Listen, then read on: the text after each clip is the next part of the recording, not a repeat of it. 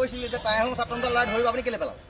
আৰে মই পেলোৱা নাছিলোঁ বোলে, সিহঁতি মই ৰাতিপুৱা নাই এইবিলাক কথাটো পাতি থাকিব নালাগে এতিয়া। কালিলৈ উঠালে নহয়, কালিলৈ নহয়, ইয়ালৈ এতিয়া উঠাই আনক, কাইলৈ নিয়া পৰহিলৈ নিয়া। কাইলৈ উঠালে প্ৰভাতৰ জেচি বুলিয়ে কৈছে, আনক উঠি আনি ইয়াতে সোমাই দিয়ক। কণ্ট্ৰেক্টৰ লোকচানটো আমাৰ লগত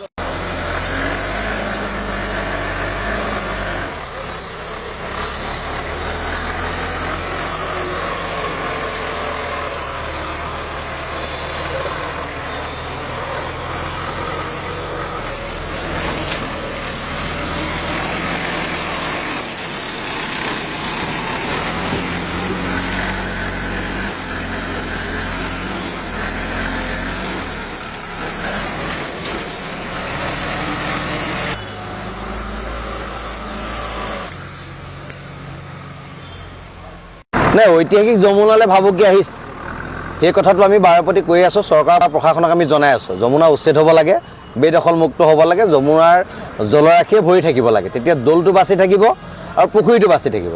কিন্তু আজি হঠাতে দেখিলোঁ যে শিৱসাগৰ জিলা প্ৰশাসনৰ নাকৰ তলত যে ঐতিহাসিক যমুনাখন পুতি দিয়া হৈছে। কণ্ট্ৰেক্টৰে কাম কৰিছে, ক্ষুদ্ৰ উদ্যোগ বুলি এটা বিভাগ আছে অসম চৰকাৰৰ, তেখেতলোকৰ এটা কণ্ট্ৰেক্টৰ কাম হৈছে আৰু তাৰ যিবিলাক জাবৰ, তাৰ যিবিলাক গছ, সেই সকলোবিলাক যমুনাখনত পেলাই পুতি দিয়া হৈছে। গতিকে আমি বিৰুদ্ধাচৰণ কৰিছোঁ, এতিয়া আমি সেইটো পুনৰ চফা কৰিছোঁ। কিন্তু আমি জিলা প্ৰশাসনৰ বিনম্ৰতাৰে এটা কথা দাবী জনাব বিচাৰিছোঁ যে এনেধৰণৰ কামবিলাকৰ পৰা আপোনালোকে চকু দিয়ক আৰু যমুনাখন ৰক্ষণাবেক্ষণৰ কাৰণে দায়িত্ব পালন কৰক।